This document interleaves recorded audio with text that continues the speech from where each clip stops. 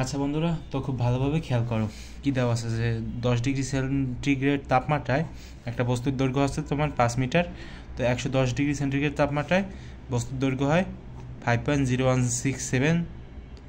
এটা কি একটা নাম্বার নাকি? না, সমস্যা নেই।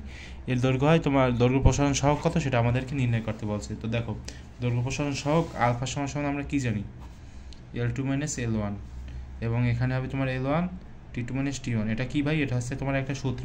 তো দেখো এখানে L2 কত, L2 হচ্ছে তোমার 5.0167, 5.0167 মাইনাস L1 কত, 5, আবার L1 5, এরপর আছে তোমার T2 মাইনাস T1, অর্থাৎ 110 মাইনাস 10 কত আসে, ক্যালকুলেশন করো, ক্যালকুলেশন করলে যে জিনিসটা আসবে সেটা হচ্ছে তোমার এই যে ঘ নাম্বার।